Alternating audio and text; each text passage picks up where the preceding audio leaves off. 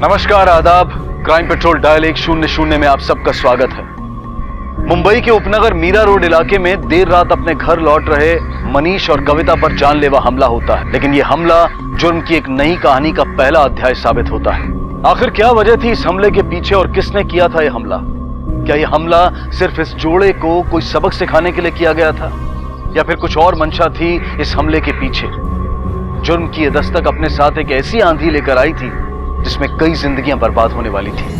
हे भगवान, क्या कर दिया मेरे बेटे के साथ। मैंने तो लाख बार बोला है कि इस तरह देर रात कहीं आना जाना सही नहीं है, लेकिन मेरी सुनता कौन है?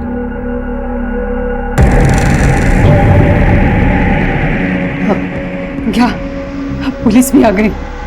बस यही देखना बाकी था।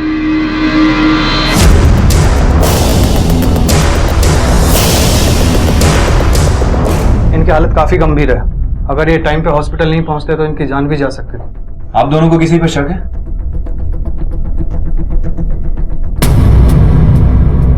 सर, हम नहीं जानते कि वो लोग कौन थे और उन्होंने हम पे हमला क्यों किया, हमें नहीं पता।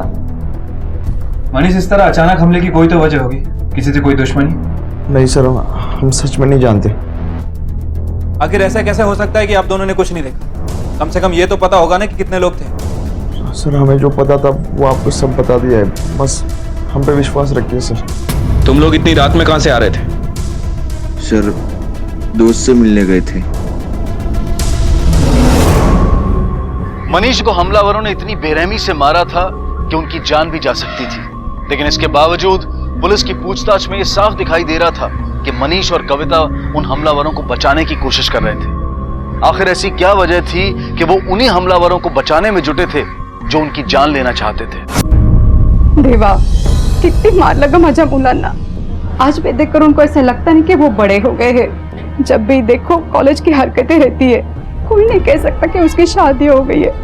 जब भी देखो मस्ती में रहते हैं। तो इसमें बुराई क्या है? आई दोनों एक दूसरे से प्यार करते हैं तो दिखाते हैं। अच्छा, अब तू भी कविता की तरह होने लगी है। बच्चों के बारे में क्या सोच रहा है?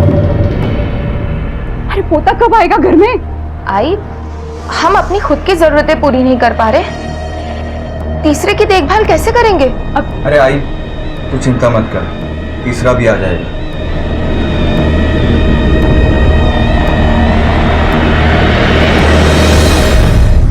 मुझे लग रहा है कि मनीष हमलावर को बचाने की कोशिश कर रहा है, लेकिन वो ऐसा कर क्यों रहा है? सर, हो सकता है कि मनीष हमलावर को अच्छे से जानता हो, शायद इसीलिए उसे बचाने की कोशिश कर रहा है। लेकिन कोई पहचान वाला इतनी बेरहमी से मारेगा? वो तो मनीष की किस्मत अच्छी थी कि बच गया। दोनों का कहना है कि दोनों ने कुछ नहीं देखा, ना हमलावर का चेहरा ना कोई और पहचान। ऐसा कैसे हो सकता है? मुझे लगता है वो कुछ और छुपाने की कोशिश कर रहा है। शायद उस पर हुए हमले की वजह कोई बड़ा क्राइम। इस मनीष की कुंडली निकालनी पड़ेगी। सर, मैंने इस मनीष के बारे में कुछ बातें पता की है। कई सालों से शांतिनगर में रहता है और पेशे से ड्राइवर है। उसके साथ काम करने वाले लोग, यार, दोस्त, रिश्तेदार, सबसे पूछताछ करो। अगर इस हमले की वजह कोई क्राइम है तो इस क्राइम में और पार्टनर्स भी होंगे। Right sir. मैंने ही उनको हॉस्पिटल छोड़ा था, लेकिन उनका किससे झगड़ा हुआ, किसने उसको मारा, मुझे नहीं पता। मनीष तो लगभग हर रात को बाहर जाता है सर, वो भी अपनी बीबी के साथ। उसका एक फ्रेंड है मंगल, उसी के साथ वो रहता है। हाँ साहब, बहुत बार दोनों को गैरेज पर जाते देखा है। जहाँ वो मंगल काम करता है ना, गैरेज भी लेट नाइट जाते थे।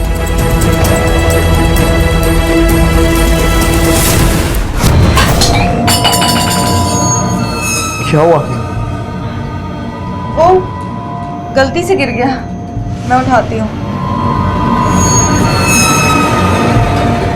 तुम सो जाओ।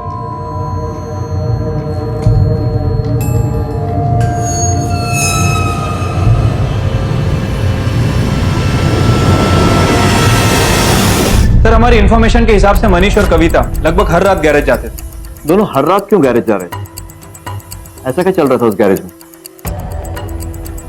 कहीं किसी गलत काम की डीलिंग तो नहीं चल रही? वैसे भी मनीष की माली हालत ठीक नहीं है, तो हो सकता है कि किसी गलत काम में इन्वॉल्व हो गया हो और मजबूरी में उसे अपनी पत्नी को भी इन्वॉल्व करना पड़ा हो। मुझे जल्द से जल्द दोनों की डिटेल्स चाहिए। Okay sir.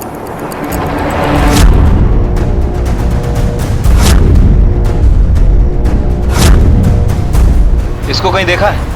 हाँ साहब, ये तो मंगल के दोस्त हैं, आते रहता है कभी कभी यहाँ। कल रात भी आया था ये? कल रात भी आए थे साहब।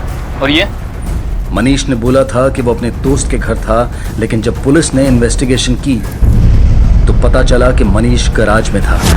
पुलिस को इस बात का आभास हो गया था कि गैराज में कुछ तो गलत हो रहा था, और फिर एक चौंकाने वाली हकीकत उनके सामने आई। आप लोग? मंगल यादव आप ही हैं? जी हाँ। आज से 2 दिन पहले आपके गैरेज में जिसमें मनीष और कविता आए थे, इन दोनों के बारे में कुछ पूछना था आपसे। जी पूछिए। कुछ डिटेल में बता सकते हैं एक्चुअल में क्या हुआ था उस दिन? हम दोस्त लोग मिले थे और पार्टी वार्टी हुई थी, गेट टुगेदर। यहाँ से जाने के बाद ही उन पर अटैक हुआ था, क्या तुम उस वक्त गैरेज में थे? यस सर, मनीष यहाँ डेली आता है, लेकिन उस पर हुए हमले के बारे में मुझे कुछ नहीं पता। ताला खोलो।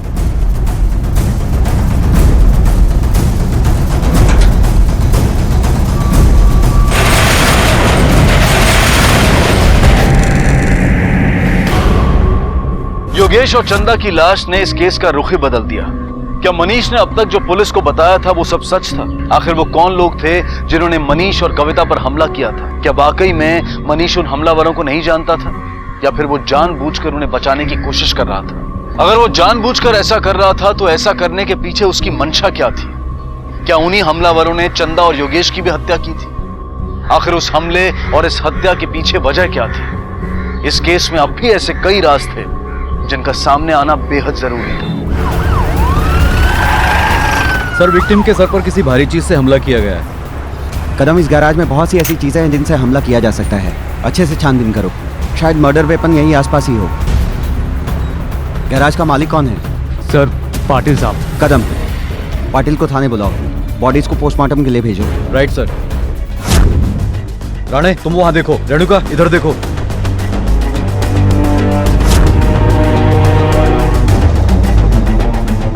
राणे, एक पाना गायब है, आसपास ही होगा।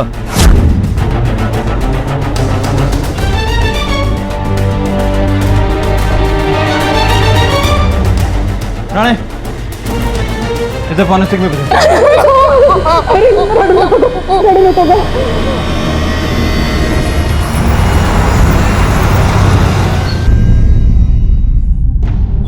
मुझे जो पता था वो आपको बता दिया सर। आप बार बार पूछेंगे तो भी मैं यही बता सकता हूँ, इससे अलग कुछ नहीं। कविता, क्या तुम्हें कोई ऐसी बात पता है जो मनीष हमसे छुपा रहा हो? नहीं, वो सच कह रहे हैं, हम और कुछ नहीं जानते हैं। मनीष देखो, तुम्हारे भैया और भाभी का खून हो चुका है, तुम अब भी चुप हो। सच बताओ, क्यों जाते थे गैरेज में?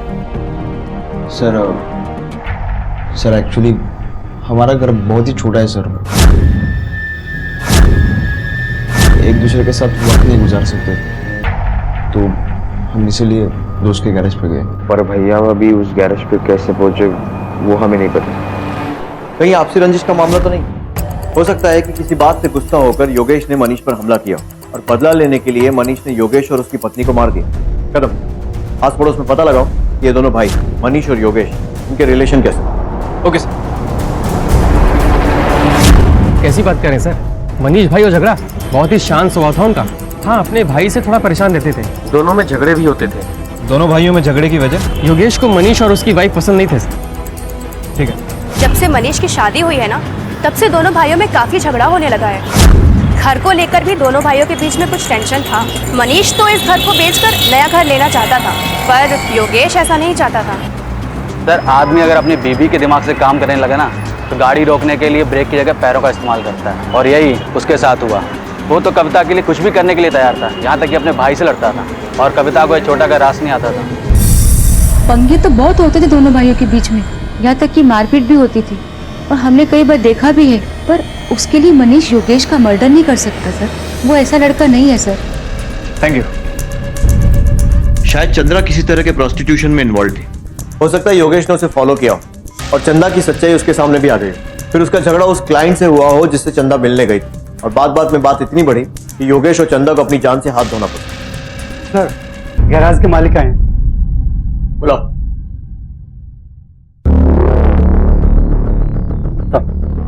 बैठिए। 2 लाशें मिली आपके गैरेज से, ये और ये। पहचानते हैं इन दोनों को? नहीं साहब, पहले कभी नहीं देखा। गैराज की चाबी किसके पास रहती है? साहब, गैराज की 2 चाबियां हैं, एक मेरे पास रहती है, एक मंगल के पास रहती है। कहीं कुछ छुपा तो नहीं रहना, क्योंकि अगर आपने कुछ छुपाया और हमें पता चल गया जिंदगी भर जेल में चक्की पीसेंगे। साहब मैं क्यों आपसे कुछ छुपाऊंगा, बाल बच्चों वाला आदमी हूँ मैं, और कभी भी आपको जरूरत पड़े बुला लेना ना साहब। जा सकते। Thank you sir.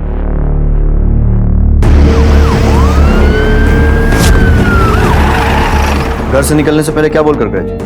हाँ, वो कोई पिक्चर देखने जा रहे थे।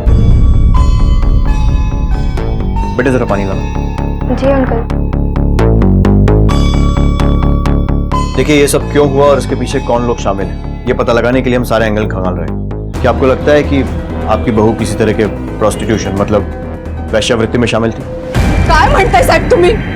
वो मेरी बहू है, इस घर की इज्जत वो ऐसा कुछ नहीं कर सकती। भगवान ने मुंह दिया तो कुछ भी बोल के जाएंगे क्या हमें? हम शरीफ लोग हैं, मुझे कुछ बात करनी नहीं है आपसे, चले जाइए ऐसे। कुछ भी बोलते हैं हमें।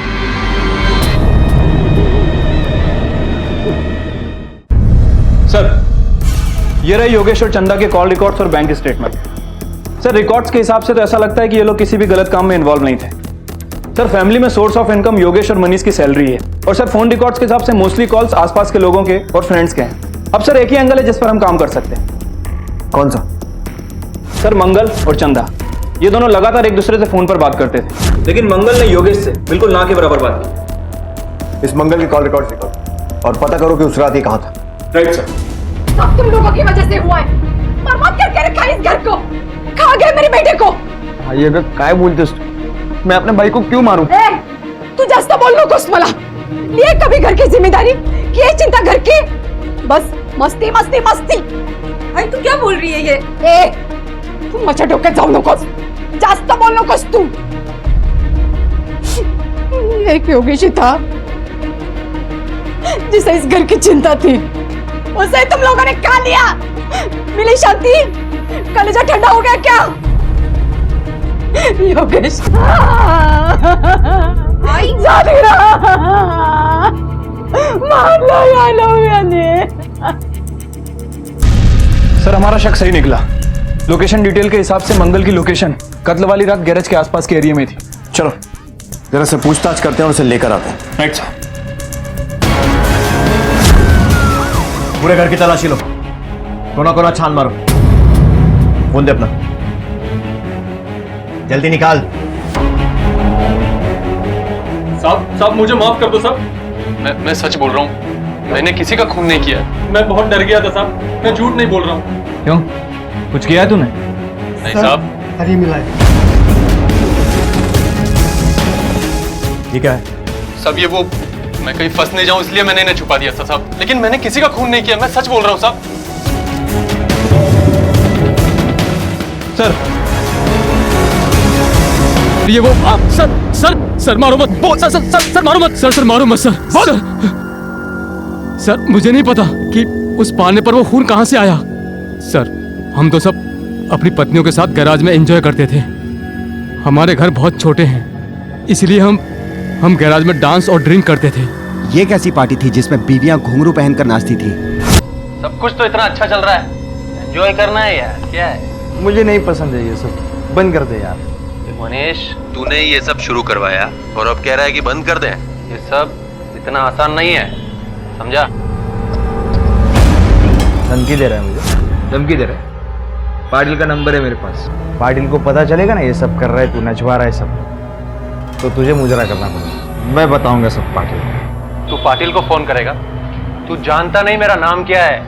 मंगल नाम है मेरा, मंगल। और जो मेरे रास्ते में आता है ना, उसका अमंगल शुरू हो जाता है, समझा? और तू पाटिल को अगर फोन करेगा ना, वो जो तेरी बीवी है ना कविता, जो भी यहाँ मुजरा कर रही थी, उसे मैं कोठे पे मुजरा करवाऊंगा।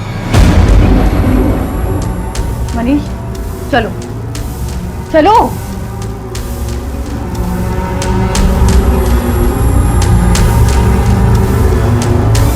सर हम लोग तो मनीष को सिर्फ डराना चाहते थे और इसीलिए हमने उस पर हमला किया। और योगेश के साथ ऐसा क्या हुआ कि उसे मार दिया? अब मैं सच कह रहा हूँ साहब, मैंने योगेश को नहीं मारा। सर हम में आपस में झगड़ा हो सकता है हम दोस्तों में, लेकिन हम में से कोई भी किसी का खून नहीं कर सकता सर। एक मंगल तू पहले भी झूठ बोल रहा है, तू अभी भी झूठ बोल रहा है, बोल सच। ऐसे मुंह नहीं खोलेगा। उस पार्टी में जो भी आता था सबका नाम पता और सारी डिटेल्स, समझा ना?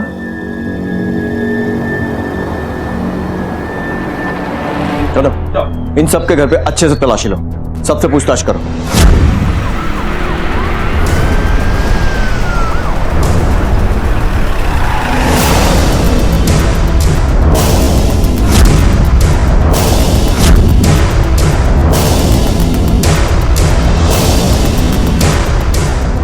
एक फ्रेंड्स का ग्रुप गैरेज में मिलता है पार्टी करने के लिए, और ये उनका रोज का रूटीन।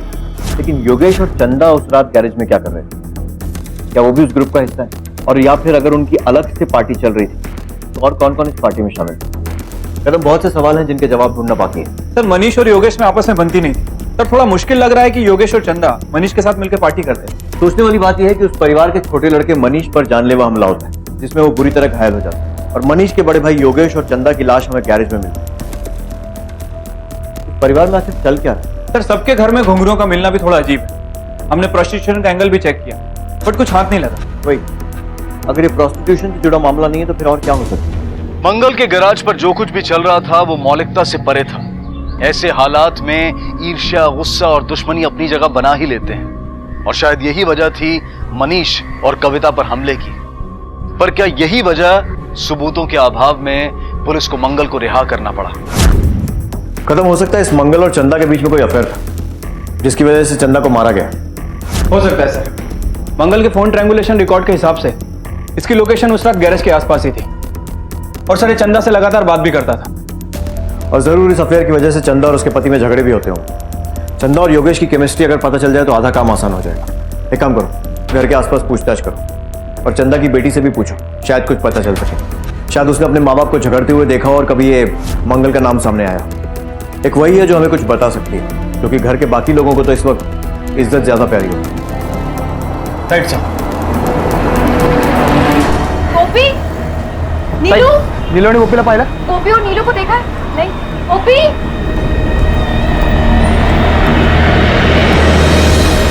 हमें चंदा की बेटी गोपी से कुछ बात करनी है। सर हम अभी के पास आने वाले थे। क्यों? नीले और गोपी सुबह से नहीं मिल रही। पूरे एरिया में ढूंढा लेकिन कहीं नहीं मिली वो।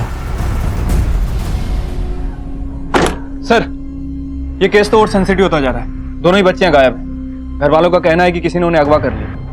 कदम, जरूर उन बच्चियों को कोई ऐसा राज मालूम था जिससे किसी को खतरा हो सकता था, और उस खतरे से बचने के लिए ही उन्हें अगवा किया गया। हमें जल्द से जल्द उनका पता लगाना होगा। पता नहीं किस हाल में होगा। सबसे पहले इस चंदा और मंगल के एंगल को क्लियर करते हैं। जरूर कुछ पकड़ा था इन दोनों के बीच, नहीं तो ये मंगल सिर्फ चंदा के टच में क्यों? Right sir.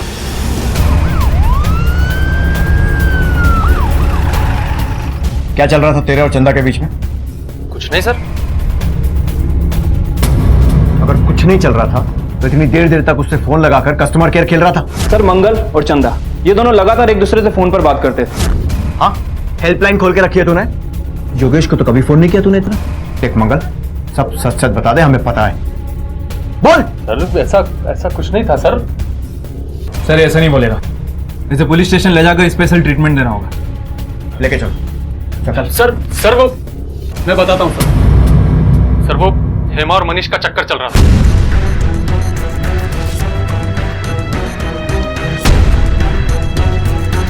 सर वही ने मुझे 2-3 बार समझा कि उससे मत मिल।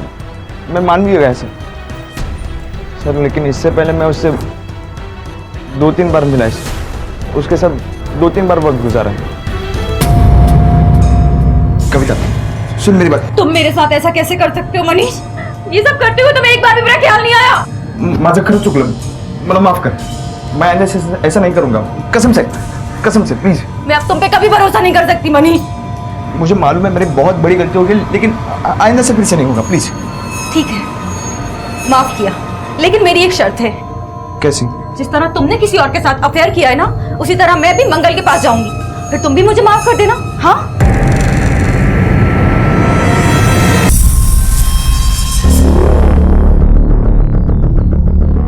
बेटा क्या हुआ था?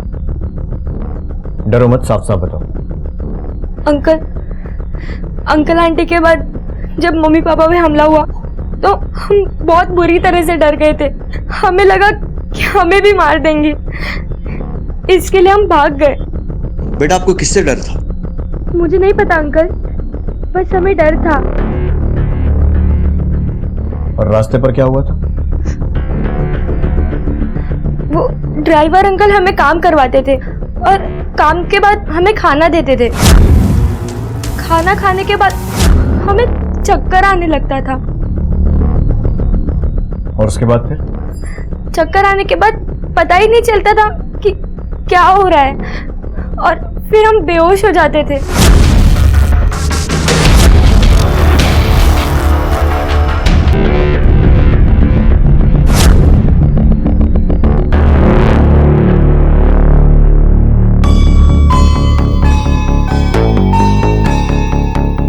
अरे माझी पोर आली कुठे आले का तू? कशी आहे? कैसी आहे रे तू? इन दोनों का ध्यान रखिए, दोनों बहुत डरे हुए हैं। पहले माँ बाप की हत्या हुई, फिर ये सब। कहीं ऐसा ना हो कि डर के मारे फिर से भागने की कोशिश करें। नहीं। बेटा मेरे साथ मंदिर चलोगे?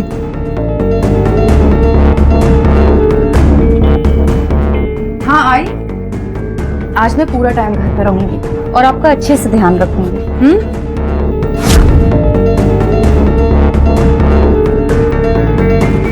दोनों बच्चों से मिली जानकारी के आधार पर पुलिस ने ड्राइवर का स्केच बनवाया और खबरियों के नेटवर्क के जरिए वो ड्राइवर पकड़ा गया।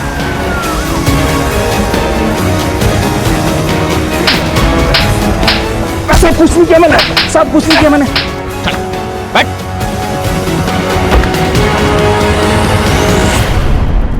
सर, वो ट्रक ड्राइवर पकड़ा गया जिसने दोनों बच्चियों का रेप किया था। कदम, मुझे अभी भी एक बात समझ में नहीं आ रही, ये बच्चियां किस बात से इतना डर गई थी कि अपने ही घर से भाग गई? अंकल आंटी के बाद जब मम्मी पापा पे हमला हुआ तो हम बहुत बुरी तरह से डर गए थे। हमें लगा कि हमें भी मार देंगे, इसके लिए हम भाग गए। सर, ऐसा हो सकता है कि इन दोनों बच्चियों ने योगेश और चंदा का मर्डर होते देख लिया और कातिल को बहुत अच्छी तरह से जानती हो। शायद उसी के डर से घर छोड़ के भाग गई हो। पॉसिबल है। तुम्हारे लिए मैंने कुछ लाया है, बताओ क्या लाया है? जलेबी। लो। चलो अब घर चलते हैं। आखिर क्या रहस्य था कविता, योगेश और चंदा की मौत का? एक ही घर के कई सदस्य मौत के घाट उतर चुके थे। पुलिस की शक की सुई इस कहानी के हर किरदार की तरफ घूम रही थी।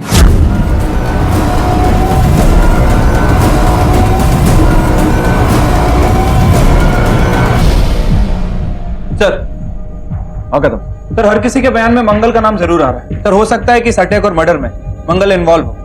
इस मंगल की कुंडली निकलवाओ और अगर जरूरत पड़ी तो उसकी खातिरदारी भी कर। Okay sir. साहब, मनीष ने सबके सामने कविता को मारा था। आप किसी से भी पूछ लीजिए। क्यों मारा था मनीष ने कविता को? साहब, क्योंकि वो मैंने सबके सामने झूठ मूठ कह दिया था कि वो मेरे साथ सोई है। और मनीष के सामने अपनी धाक जमाने के लिए मैंने उससे झूठ बोला। यार अच्छा हुआ जो तूने वो ब्रोकर के ऑफिस में नौकरी कर ली। ये मस्त पार्टी वार्टी तो होने लगी ना यार। हाँ यार, उस दिन जो गैरेज में हुआ था ना, उसके बाद से ऐसा लग रहा था जिंदगी का मजा ही खराब हो गया था। अब लग रहा है रौनक फिर से लौट आई है। और मनीष, सच बोल रहा हूँ यार, क्या मस्त बीवी पाई है तूने। मैं तो एक ही रात में जन्नत जाके आया और तेरा तो रोज का आना जाना होगा। इतना सब होने के बाद भी तुम लोग सुधरे नहीं। गैरेज नहीं तो दूसरे फ्लैट पर मिलते रहे। क्या हुआ था उसका? कविता को थप्पड़ मारा था? हाँ सर, मैंने कविता पे हाथ उठाया था, लेकिन सर मैं उसे सॉरी भी बोला। मुझे लगा कि मैंने भी गलती की है उसके साथ, उसका विश्वास तोड़ा है, तो वो कैसे गलत हो सकती है सर? मैं उसे मार नहीं सकता सर, मैं उसे बहुत प्यार करता था। और ये सब जब हुआ तब मैं मंदिर में था बच्चों के साथ। ठीक है, अभी जाने दे रहा हूँ, लेकिन जब बुलाऊं आ जाना।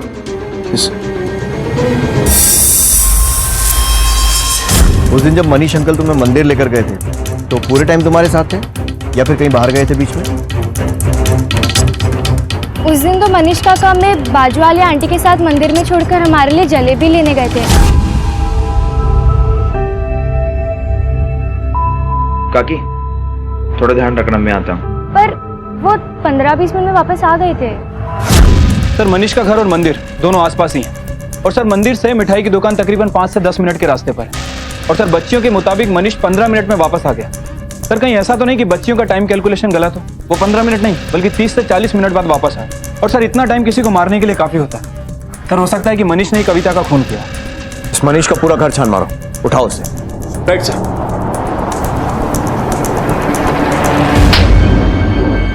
देख मनीष, जितना झूठ बोलेगा उतनी मार पड़ेगी। सच सच बोल, क्यों मारा? साहब मेरे बेटे ने कुछ नहीं किया, उसे जेल में क्यों बंद करके रखा है साहब? वो ऐसा कुछ नहीं कर सकता साहब, सोडून द्या त्याला। सर क्या बोल रहे हैं आप? मैं सच्ची बोल रहा हूँ, मैंने कुछ नहीं किया सर। साहब काहे नहीं हो? सर यहाँ पे कुछ नहीं मिला। बोलो कविता को क्यों मारा?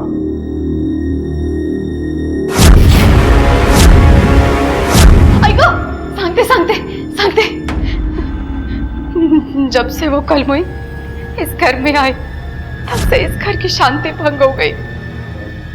इस घर को हमेशा वो छोटा ही समझते थे, वो हमसे अलग होना चाहते थे। उसने मनीष को अपनी तरह बनाना चाहा। वो चाहते थे कि मनीष उसके सब सुने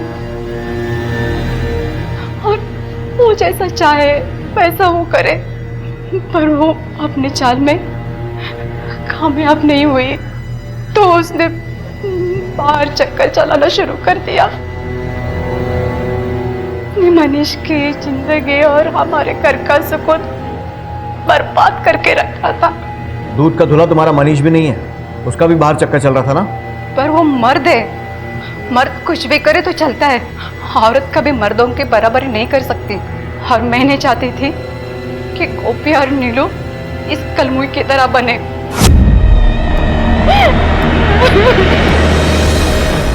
रिश्तों की डोर में अगर दगाबाजी का मांझा हो तो उन रिश्तों में प्यार और सम्मान कभी उड़ान नहीं भरते। अपने रिश्ते में मनीष और कविता दोनों गलत राह पर थे। ये जरूरी नहीं है कि अगर हमारा कोई करीबी गलत राह पर हो तो हम भी उसके पीछे पीछे उसी राह पर अपनी मंजिल ढूंढने निकल पड़े। याद रखें, गलत राह हमें सिर्फ गलत मंजिल तक पहुंचा सकती है। इस केस में इस सवाल का जवाब मिलना अब भी बाकी था कि चंदा और योगेश को किसने और क्यों मारा। सर ये देखिए, ये वीडियो इंटरनेट पे बहुत वायरल हो रहा है। इस वीडियो का सोर्स पता करो, आईटी सेल के साथ वीडियो शेयर करो, पता करो किसने बनाया है और किसने इसे रिलीज किया। Right sir.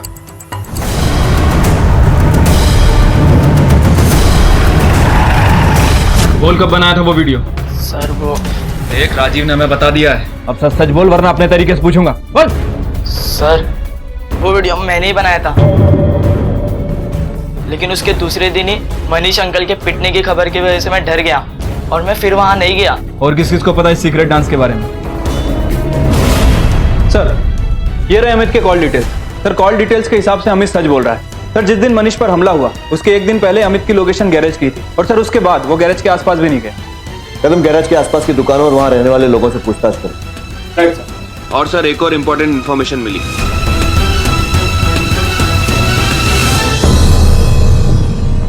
दीदी अब हम अकेले क्या करेंगे? नीलू, काका को तो हमारी फिक्र नहीं है और आजी को भी पुलिस लेकर गई है।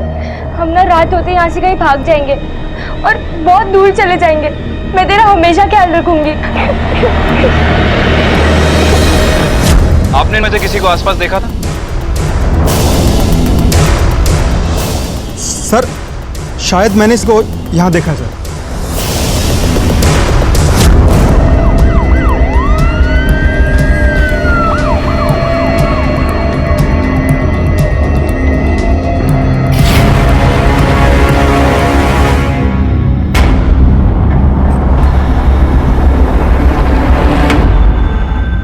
हाँ सर, मैंने ही मारा अपने आई बाबा को। लेकिन क्यों? अपने ही आई बाबा को क्यों मारा? हम जीना चाहते हैं सर। मेरी बहन मुझसे काफी छोटी है और मैं पूरी जिंदगी उसको कोई तकलीफ में नहीं देखना चाहती हूँ। दीदी हम हॉल में नहीं सो सकते हैं क्या? इधर बहुत गर्मी हो रही है। नहीं नीलू, यहाँ पे ही सोना पड़ेगा। तू सो जा, आँख बंद कर। उस छोटे से घर में हम लोगों का रहना बहुत मुश्किल हो रहा था। ऊपर से आजी को पोता चाहिए था और फिर एक दिन मैंने आई बाबा की बात सुनी। मुझे अपने किए पे कोई पछतावा नहीं है सर। मैंने जो किया मेरे और मेरी बहन के लिए किया है सर। गोपी, तुम्हें अभी सही और गलत की समझ नहीं है, लेकिन इस जुर्म के बाद तुम्हें सोचने का बहुत मौका मिलेगा और जब तुम थोड़ा बड़ी हो जाओगी तो समझ जाओगी कि किसी भी समस्या का हल जुर्म कभी नहीं होता। गोपी को 3 सालों के लिए बाल सुधार गृह में रखा गया है, लेकिन सोचने वाली बात यह है कि जो कुछ भी गोपी ने किया उसके लिए वो कितना जिम्मेदार है। क्या ये हमारा फर्ज नहीं बनता कि हम अपने रिश्तों को जिम्मेदारी और ईमानदारी से निभाएं? क्या हमारी जिंदगी में रिश्तों में संवेदनशीलता इतनी कम हो चुकी है? नई सोच के नाम पर हम किसी बुरी चीज को अच्छे और एडवांस सोच का लेबल नहीं लगा सकते। हम सबको इस बात का ख्याल रखना होगा कि जो कुछ भी आज हम बोएंगे कल वही हमें काटना होगा। देखते हैं हमारे आज के एपिसोड की दूसरी कहानी। मुझे पता था एथलेटिक ट्रेनिंग सेंटर में तू अव्वल आएगी। अरे क्या कर रही है, हटना। एथलेटिक सेंटर ने तुझे सेलेक्ट किया है। चलो अब मैं चलती हूँ। मैं चंदा दीदी को खीर देने के लिए जा रही हूँ। तू और तेरी चंदा दीदी, वो तुझे बार बार सुनाती है तो फिर भी उसके पीछे पीछे पीछे पीछे जाती रहती है। मुझे तो नफरत है उसके शैतान बच्चों से भी। वो लोग भी तुझसे नफरत ही करते हैं। और अब ये पीना बंद कर। जाना जा, जा।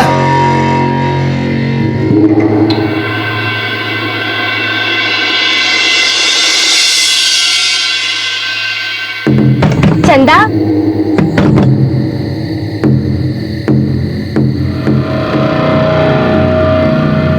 चंदा कहाँ गई है?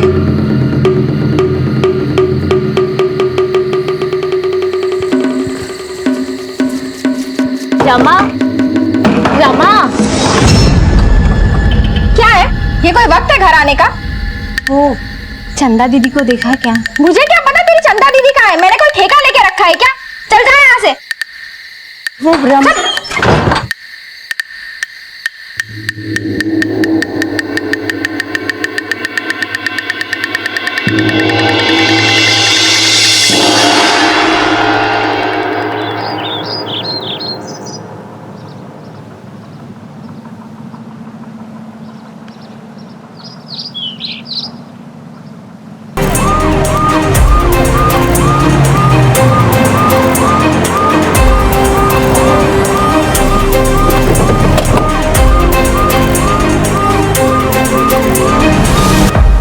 इसका नाम चंदा है? जी साहब। साहब, चंदा मेरी सगी बहन है साहब। यही पास के गांव में रहती है। मैं कल रात इससे मिलने के लिए आई थी, लेकिन ये घर पर नहीं थी। चंदा, चंदा दीदी को देखा क्या? मुझे क्या पता तेरी चंदा दीदी कहाँ है? मैंने कोई ठेका लेके रखा है क्या? और आज सुबह पता चला कि इसका पति और बच्चे कहाँ हैं? साहब, इसका पति काशी है। वो भी दोनों बच्चों को लेकर के गाँव गया है साहब। मैंने काशी को और अपनी माँ को फोन कर दिया है साहब। वो लोग भी अभी आते ही होंगे।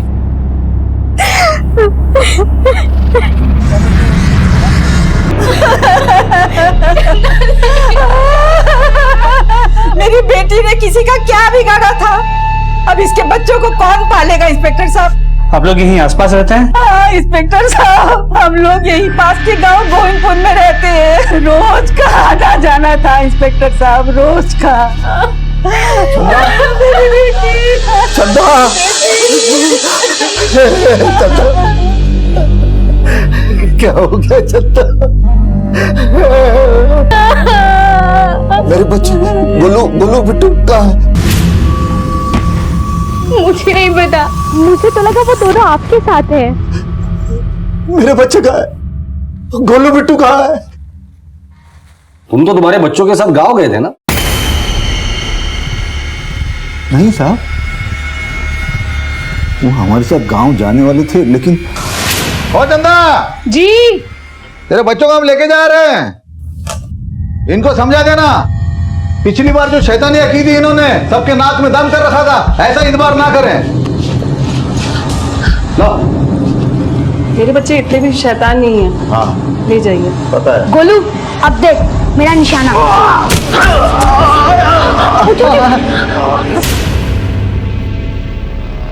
हमारे पैर में बहुत चोट आ गई, तो गुस्से में हमने बच्चों को घर पे छोड़ा और हम गांव चले गए। तुम्हारे पैर में चोट आई थी फिर भी तुम गांव चले गए? हमको पहले लगा मामूली चोट है, तो हमने ध्यान नहीं दिया। जब सूजन बढ़ गई तो हमारा छोटा बेटा हमको डॉक्टर के पास लेके गया। छोटा बेटा? लेकिन वो तो गायब है ना? वो दरअसल साहब हमारी 2 शादियां हो गई है। हमारी पहली बीवी गांव में रहती है 2 बेटों के साथ, शैलेंद्र और रवि, और एक बेटी भी है। अभी कुछ दिन पहले उसका लगन कर दिया। साहब हमारे गोलू बिट्टू हमारे बच्चे कहाँ हैं साहब? हम उन्हें ढूंढने की पूरी कोशिश करें। हो सकता है वो किसी मुसीबत में हो, या ऐसे भी हो सकता है कि चंदा का मर्डर होते हुए उन्होंने देख लिया और डर के मारे कहीं भाग गए। उनकी फोटो है आपके पास? हाँ है घर पे, हम अभी लेके आते हैं। लाइए।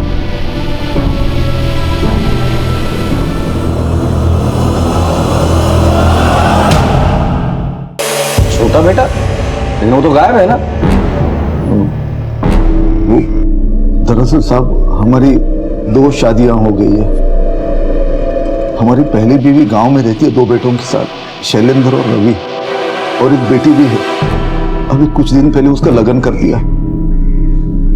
साहब हमारे गोलू बिट्टू हमारे बच्चे कहाँ हैं साहब? हम उन्हें ढूंढने की पूरी कोशिश करें। हो सकता है वो किसी मुसीबत में हो, या ऐसे भी हो सकता है कि चंदा का मर्डर होते हुए उन्होंने देख लिया और डर के मारे कहीं भाग गए। उनकी फोटो है आपके पास? हाँ है घर पे, हम अभी लेके आते हैं। लाइए। जब एक मां की जान जाती है तो उसके साथ उसके बच्चों की जिंदगी भी खराब हो जाती है, क्योंकि जो प्यार एक मां अपने बच्चों को दे सकती है वो शायद ही कोई और दे सकता है।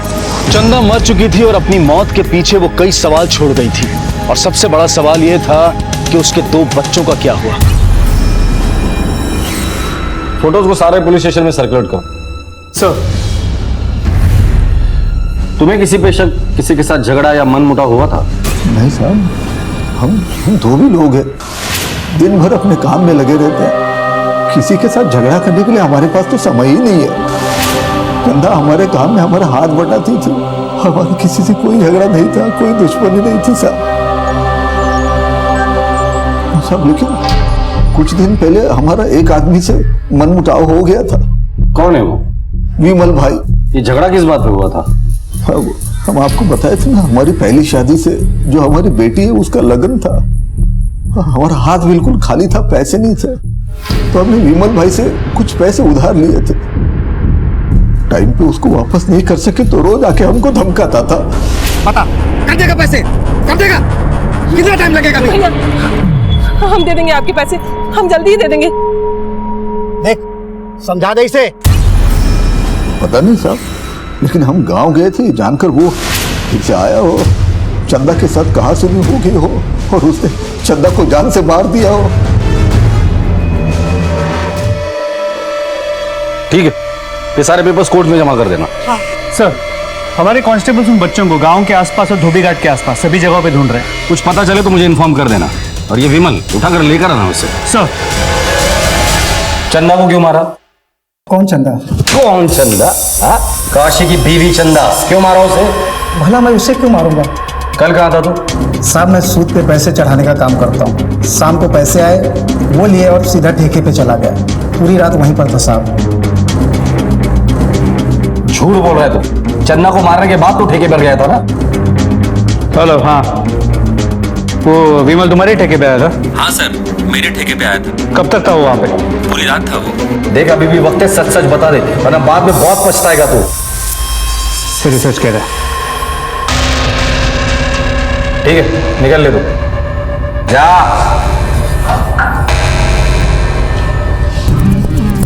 बच्चों को कुछ पता चला? नहीं सर, अभी तक कुछ नहीं। सारे पुलिस स्टेशन में बच्चों के फोटो सर्कुलेट कर दो और इस विमल पे नजर रखना। सर।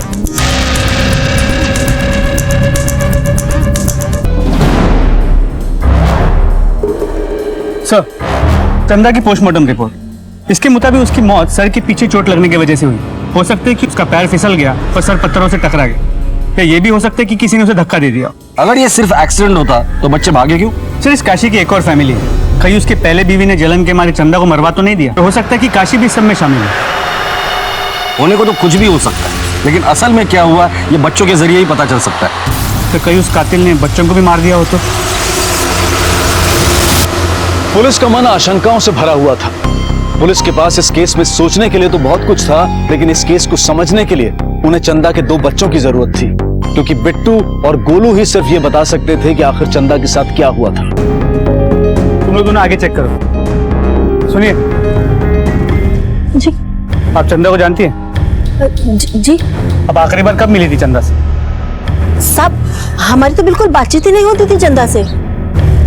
अब क्या बताऊँ साहब, उस चंदा का तो सबके साथ कट चालू रहता था और उसके बच्चे ने तो हमारा जीना हराम कर दिया था। वैसे ज्यादा बात नहीं होती थी उसकी किसी से। आप तो चंदा के घर के सामने रहे थी, तो उस दिन आपने चंदा और उसके बच्चों को तो देखा ही होगा। हाँ साहब, उस दिन बिट्टू और गोलू मेरे घर आए थे जिस दिन उनकी माँ मरी थी। क्या कर रही है? दिखाई नहीं देता क्या पोछा लगा रही हो? चाची माँ मर गई। माँ मर गई? अब तुम दोनों भी जाके कहीं मर जाओ। निकलो यहाँ से, निकलो यहाँ से। पूरी मेहनत पे पानी फेर दिया। बच्चों ने बताया कि उनकी माँ मर गई और आपने उन्हें भगा दिया। तो साहब मैं और क्या करती, वो हमेशा मुझे परेशान करते थे। चाची गोलू ने हाथ की नस काट ली, आप आइए ना। हे भगवान, ये क्या कह रहा है छोरा?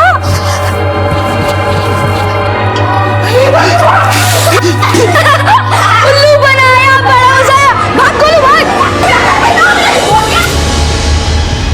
साहब वो कहावत है ना, शेर आया, लेकिन जब हकीकत में घटना हुई तो मैंने ध्यान नहीं दिया।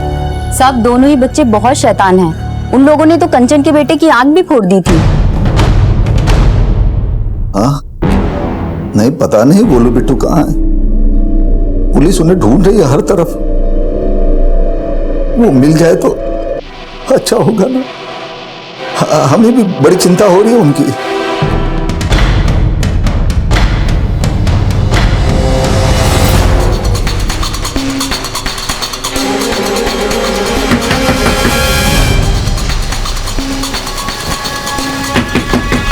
साहब घर पे कोई नहीं है, कंचन गांव गई है। मोहल्ले वालों के हिसाब से बच्चे बहुत ही बदमाश थे, तो हो सकता है कि बच्चों की बदमाशी की वजह से उनकी माँ की जान चली गई। बच्चे ये बात बताने के लिए रमा के पास गए, लेकिन रमा को लगा कि बच्चे हमेशा की तरह झूठ बोल रहे हैं और उसने बच्चों को भगा दिया। लेकिन अनुराग, एक बात समझ में नहीं आ रही। उनकी मौसी मीनू, वो तो पड़ोस में ही रहती थी, तो बच्चे मीनू के पास न जाते हुए रमा के पास क्यों गए? सर मैंने पता किया, बच्चे मीनू के पति गोपाल से बहुत डरते थे, शायद इसी वजह से। हो सकता है।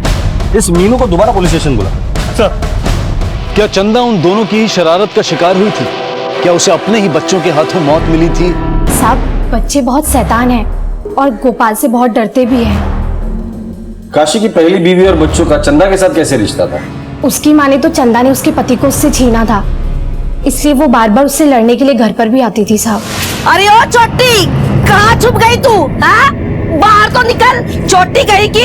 अरे चोरी करने को कुछ नहीं मिला, मेरा पति ही चोरी करके लेके गई। बाहर निकल।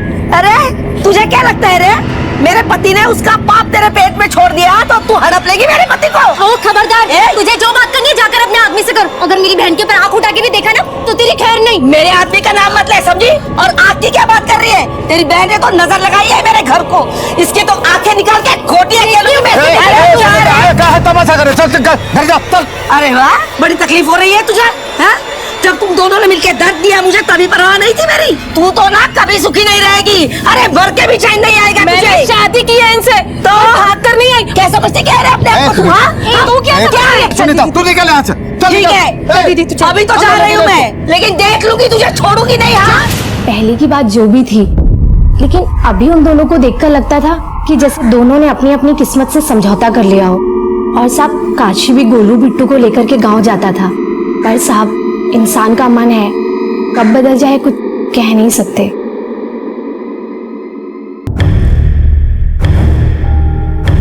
सर, काशी और उसके दोनों बेटों के कॉल रिकॉर्ड्स। सर इनके मोबाइल की लोकेशन के मुताबिक जब चंदा की मौत हुई तब काशी और छोटा बेटा रवि गांव में था और बड़ा बेटा शैलेंद्र शहर में था। शैलेंद्र यहाँ क्या कर रहा था? एक काम करो, शैलेंद्र और उसके बाप काशी दोनों को बुला कर लेकर आओ। सर। हाँ सर, सुनीता और चंदा में बहुत बार झगड़ा हुआ था, लेकिन साहब ये तो बहुत पुरानी बात है। काशी, पुरानी रंजिश को नई साजिश बनते देर नहीं लगती। ऐसा भी तो हो सकता है कि तुम्हारी पहली बीवी सुनीता और उनके बेटों ने मिलकर चंदा को मार डाला और तुमने भी उनका साथ दिया हो। हमने? नहीं साहब। यह है तुम्हारे बेटे शैलेंद्र का कॉल रिकॉर्ड। जिस दिन चंदा की मौत हुई थी शैलेंद्र यहाँ पर था। अब बोल। जी साहब, उस दिन मैं यहाँ अपने दोस्त की बहन की शादी में आया था। नाम क्या है तुम्हारे दोस्त का? सुरेश। जी हाँ सर, शैलेंद्र मेरा दोस्त है और वो मेरी बहन की शादी में आया था। ये रहे शादी में रिकॉर्ड किए फोटोग्राफ्स और सिगरेट, आप इसको चेक कर सकते हैं।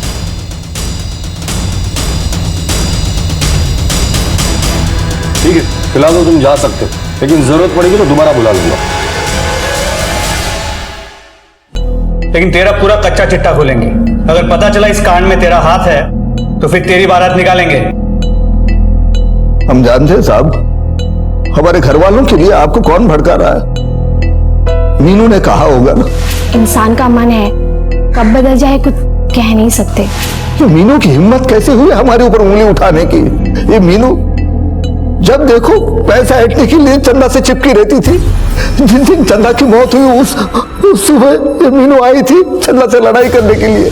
तेरे पास सब कुछ है ना दीदी, इसलिए ना तुझे बहुत चर्बी चढ़ी हुई है। तू अपने नसीब का रोना मेरे बच्चे क्यों मर रही है? और तूने उनकी लड़ाई में कुछ नहीं कहा। साहब ये तो उन दोनों का हमेशा का तमाशा था। लड़ती झगड़ती थी, फिर पक्की सहेलियां बन जाती थी कुछ देर में।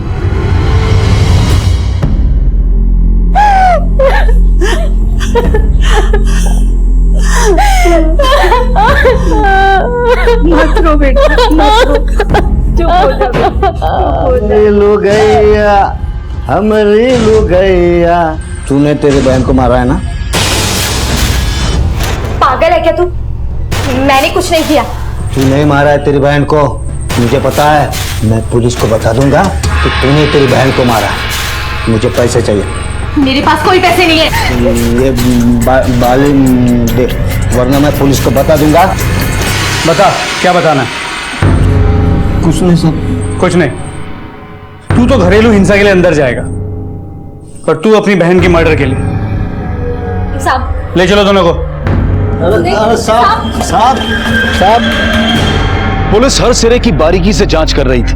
दो बच्चों का इस तरह से अपनी मां की मौत के बाद गायब हो जाना पुलिस के सामने कई सवाल खड़े कर रहा था। उनके बारे में मिली जानकारी भी कहीं ना कहीं उनके इस जुर्म में शामिल होने की तरफ इशारा कर रही थी। पुलिस इस केस को हल करने के लिए पूरी मेहनत से लगी हुई थी।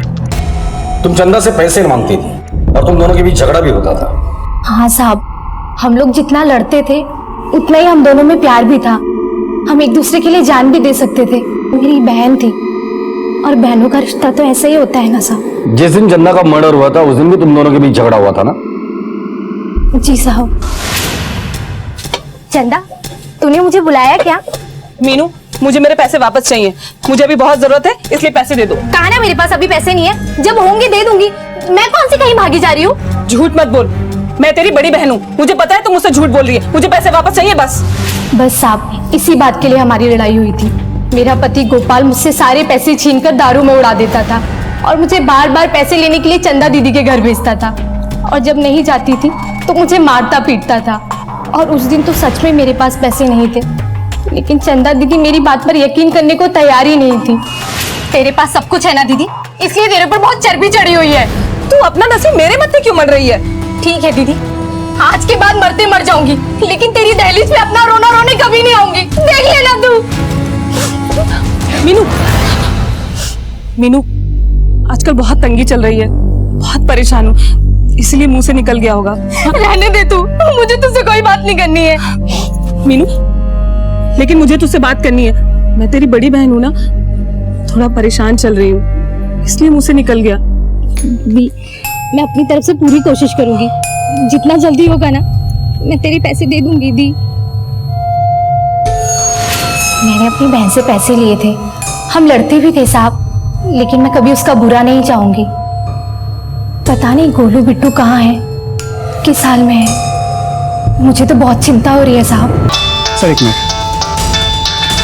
हेलो, मैं गोविंद नगर पुलिस स्टेशन से अशोक वर्मा बोल रहा हूँ, पीएसआई।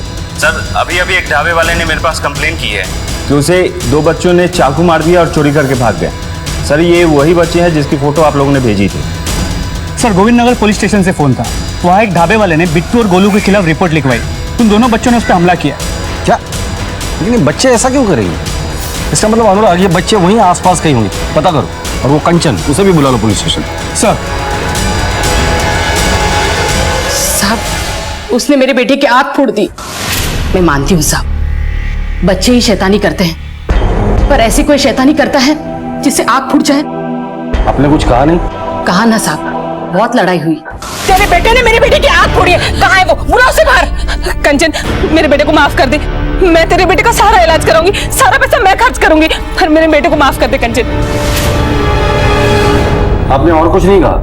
चंदा ने मेरे बेटे का इलाज कराया और बहुत मिन्नतें की साहब। मैं भी एक माँ हूँ, मैं समझ सकती हूँ, इसलिए मैंने उसे माफ कर दिया। ठीक है, जा सकती है आप। नीलम,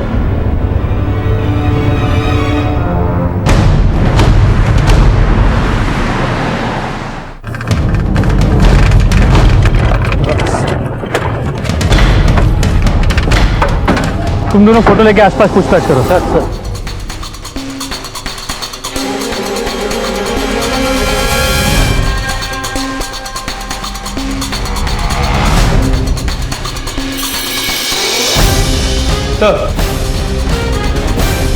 सर ढाबे के आसपास के इलाके को चेक किया, लेकिन दोनों बच्चों का कुछ पता नहीं चला।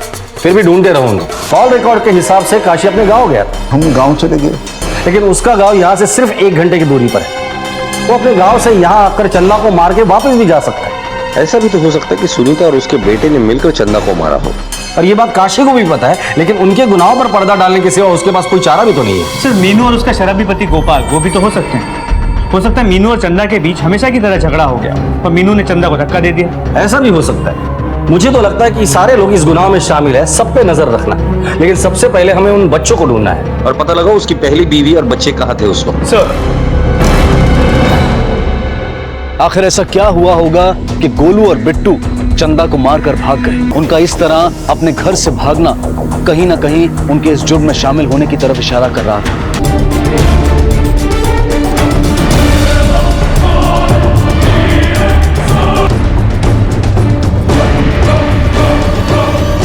देखा?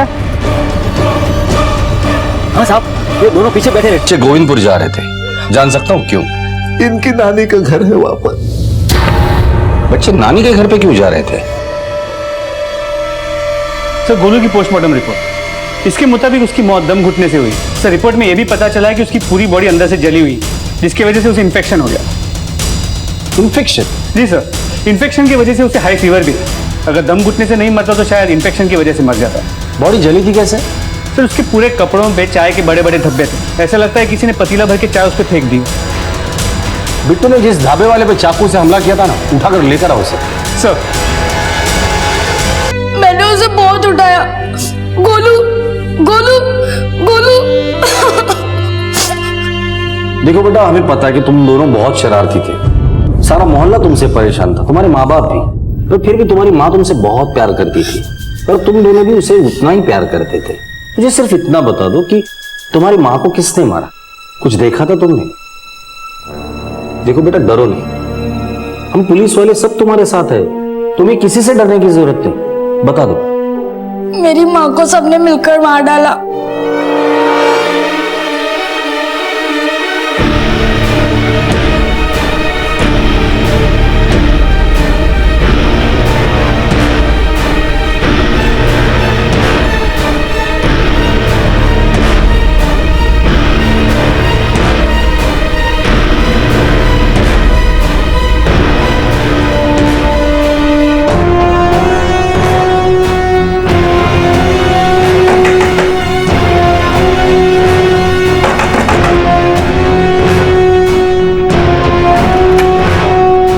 चलो इन्हें।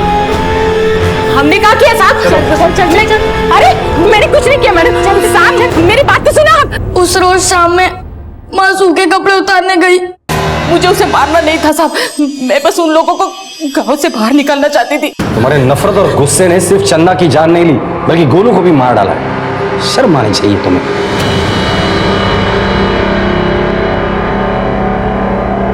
पर सवाल यह है कि अगर वक्त रहते बिट्टू को समझाया जाता तो क्या ये सब होता? कई बार दिल के हाथों मजबूर होकर हम गलत रास्तों पर कदम रख देते हैं, बिना ये सोचे कि गलत रास्ते पर बढ़ाए गए कदम कभी सही मंजिल पर नहीं पहुंचते। चंदा ने एक शादीशुदा इंसान से शादी की जिसके सर पर अपनी बाकी जिम्मेदारियां थी, और शायद इसी वजह से वो अपने बच्चों पर उतना ध्यान नहीं दे पाया। बच्चों को उचित प्यार देना बहुत जरूरी है, लेकिन उस प्यार के साथ साथ उन्हें सही राह दिखाना भी बहुत जरूरी है। इसी विचार के साथ अब मैं अनूप सोनी आपसे विदा लेता हूं। फिर मुलाकात होगी अगले एपिसोड में एक और चौंका देने वाले केस के साथ। तब तक अपना और अपने परिवार का ख्याल रखें और देखते रहें क्राइम पेट्रोल डायल 100। सबक एक को, सीख हम सबको। जय हिंद। इस तरह के और भी एपिसोड देखने के लिए हमारे चैनल को सब्सक्राइब करें और बेल आइकन दबाना ना भूलें।